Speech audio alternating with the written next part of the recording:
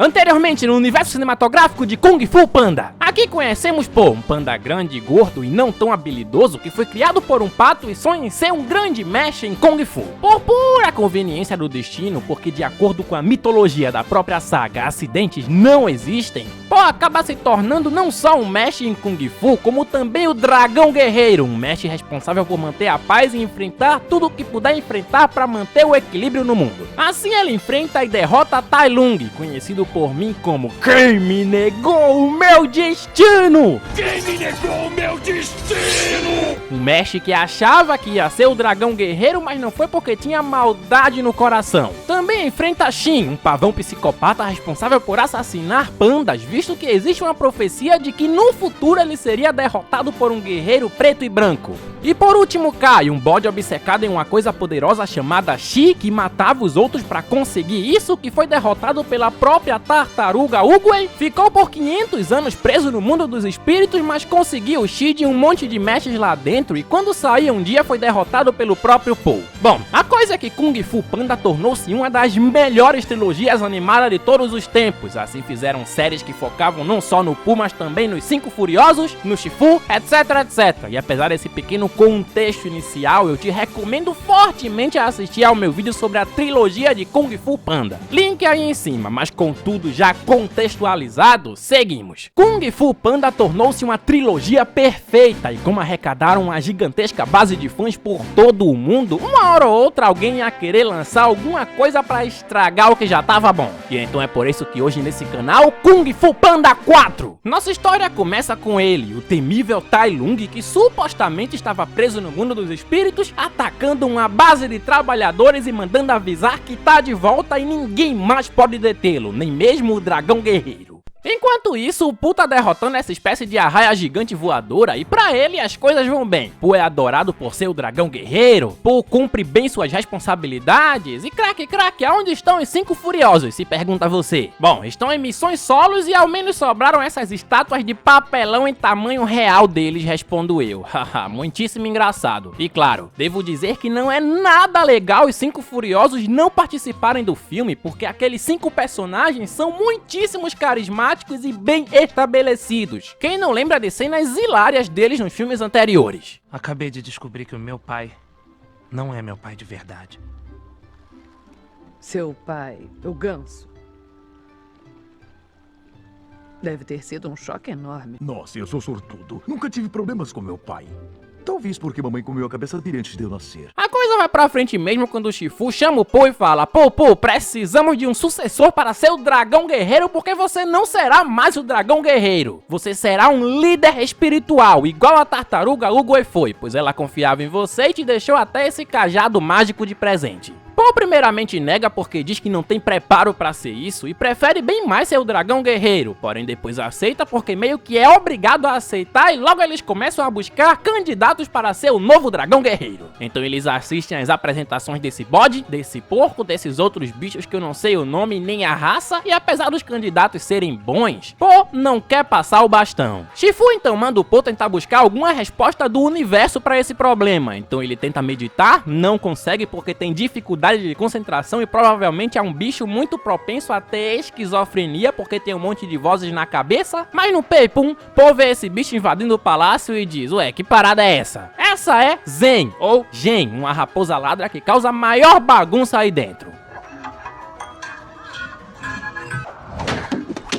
Porém, entretanto, todavia, Po consegue prendê-la. Quando tá mandando a raposa pra prisão, logo Po é avisado por esse bando de bodes que Tai Lung está de volta. Então o panda vai atrás de respostas e como pelo que parece a raposa sabe alguma coisa disso, ele vai pedir a ajuda dela. A raposa fala pro Po que Tai Lung talvez não seja Tai Lung, e sim uma tal de Camaleão, uma vilã que tem o poder de se transformar em qualquer outra pessoa ou bicho. Pessoa, eu só vim parar pra pensar agora que em Kung Fu Panda não existem pessoas, só bichos. Bom, a coisa é que a raposa sabe um pouco sobre a Camaleoa, então em troca de encurtar sua pena na prisão, ela decide ajudar o Po a encontrar a vilã. Sem Sem a bênção do Shifu, que diz que isso não é trabalho de um líder espiritual, Po vai junto com a raposa atrás da Cama-Leoa, dizendo que esse é o seu último trabalho como dragão guerreiro. Enquanto isso, a Cama-Leoa, que perdoem-me, para mim é a vilã mais fraca da franquia até então, e eu não digo fraca em questão de força, falo de ser marcante mesmo. O objetivo dela é genérico, basicamente é conquistar, conquistar e conquistar, e até o visual dela é o mais fraco dentre os vilões da saga até aqui. Mas, ao menos ela tem um diferencial que fica legal pro filme, que é o fato dela poder se transformar em qualquer outro bicho. Então ela tá por aí tocando terror em uma galera poderosa, cobrando impostos às pessoas, enquanto o Po tá procurando por ela com a raposa que é cheia de problemas de confiança e não acredita que o Po é realmente um panda íntegro, enquanto os dois pais do Po, sim, o pai pato e o pai panda, saem por aí pra ajudar o panda porque ouviram histórias horríveis sobre a Cama-Leoa.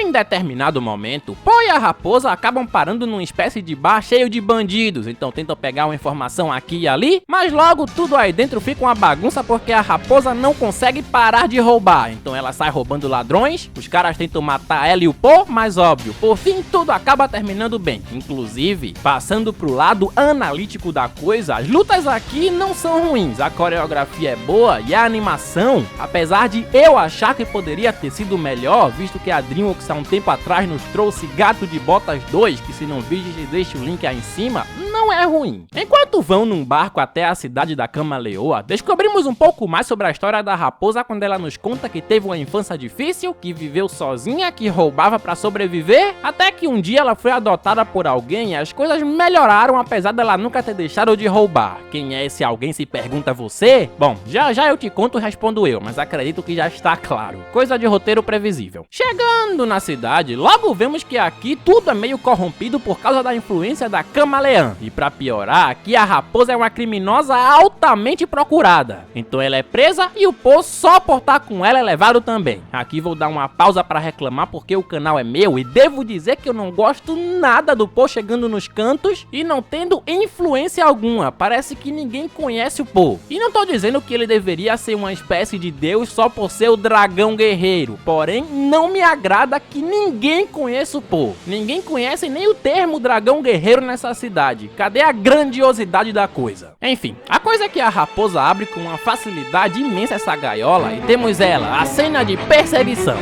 ¡Agárrenlo! ¡Ahí está! Basta, hijo de puta!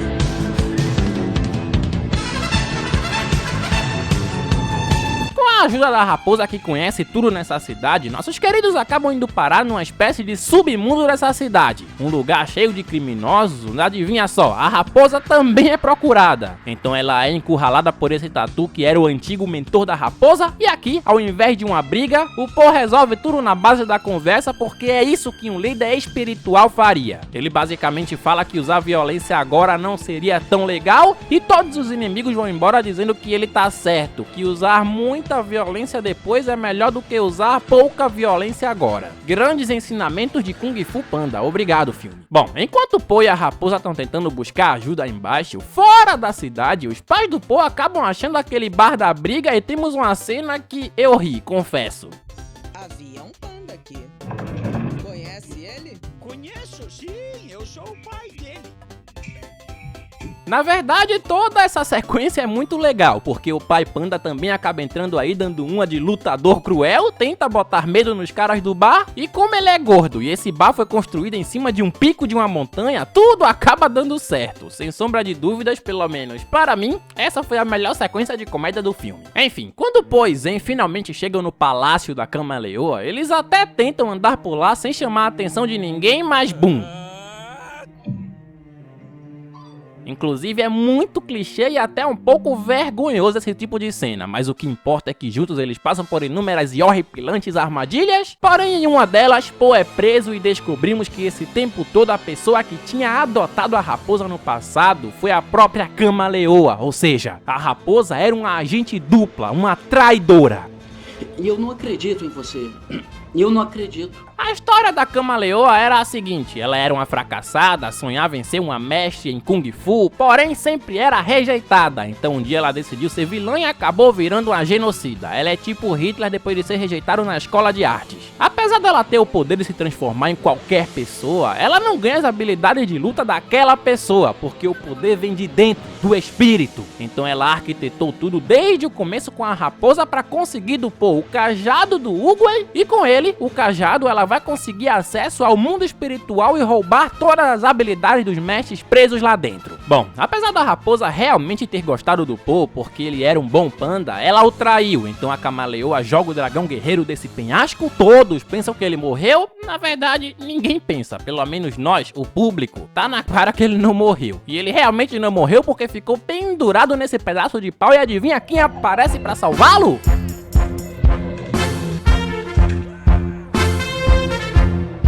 Aparecem meio que como um deus ex-máquina, mas tá valendo. Partindo pra Camaleoa, quando finalmente ela abre o portal pro mundo dos espíritos, o primeiro a sair de lá é ele, o mesmíssimo Tai Lung, que até esse momento, para mim, era considerado um dos melhores vilões das animações em geral. E para os fãs de Kung Fu Panda, porra, ver esse personagem em ação é algo muito bom. E o filme, sabendo disso, fez uma coisa bem feia. Apelaram, porque pegaram todas as cenas em que o Tai Lung aparecia e jogaram no trailer. Pra quê? Pra chamar a atenção. Funcionou? Sim. Mas o personagem apareceu muito no trailer, e no filme ele tem aqui uma luta contra os capangas da vilã, que é sim legal, repito. É bom ver o personagem em ação, mas ele tá aqui mais pra cumprir tabela do que pra qualquer outra coisa. Ele não tem aquela imponência que tinha no primeiro filme. E se eu tô dizendo que ele não teve, esperem pra ver os outros. Enfim, depois da briga, Tai Lung tem o seu Kung Fu sugado e é preso. Assim a vilã abre novamente o portal e agora ela tira de lá o mesmíssimo Shen e o mesmíssimo Kai, vilões do segundo e terceiro filme respectivamente. E esses em específico eu prefiro esperar um pouco pra comentar, porque enquanto isso lá fora, Po chega nas portas do palácio da vilã, é recebido pela raposa que pede desculpas por tê-lo traído. A raposa fala que cometeu um erro, que não segue mais as ordens da Camaleoa, mas mesmo assim briga com o Po pra impedi-lo de entrar lá dentro. Por quê? Porque ela diz que se ele entrar, ele vai morrer. Ou seja, na cabeça dela, ela tá protegendo ele. E partindo novamente para o lado analítico da coisa, dá pra ver que eles fizeram essa cena dela lutando com o Po pra provar que ela é boa em Kung Fu. Até porque, se você não percebeu ainda, é ela que no final de tudo vai acabar sendo escolhida pelo Panda para ser a nova Dragão Guerreiro. E eu digo isso não porque já vi o filme, mas porque o roteiro é previsível. Enfim, enquanto o Po entra no palácio, a raposa junto com os papás do Panda vão tentar juntar um exército para enfrentar o exército da Camaleoa. Então ela vai na cidade do submundo, faz um discurso e sim, dá certo. Eu ia falar mal do discurso, mas não aceitaram ajudar pelo discurso, aceitaram porque gostam de violência. Enquanto isso, dentro do palácio, finalmente temos a presença dele, Shen. E sim, essa é a participação do Shen no filme. Ele aparece e perde o seu Kung Fu. Ele não fala, não luta, não faz nada. E isso tá errado porque tá errado, e tá errado porque o Shen nunca foi um mestre em Kung Fu. Ou seja, nem preso no mundo espiritual ele deveria estar. E o Kai, craque? Bom, é outro. O Kai sim é um mestre, mas no terceiro filme dessa saga, ele foi meio que morto pelo Po no próprio mundo espiritual. Então, como ela tirou o Shen e o Kai aí de dentro, essas são perguntas que nunca, jamais encontraremos as respostas, entendido? E cara, que fanservice safado, nem pra fazer direito os caras fazem, porque esses são vilões tão bem construídos em filmes passados e simplesmente chegaram aqui e não tiveram nem sequer uma fala. Isso é completamente vergonhoso. A coisa é que lá dentro o Po tenta resolver tudo na base da conversa, porque é isso que um líder espiritual faria, mas a conversa não dá certo e agora sim. Pede aos músicos pra tocarem um tema de ação, porque o bicho vai pegar.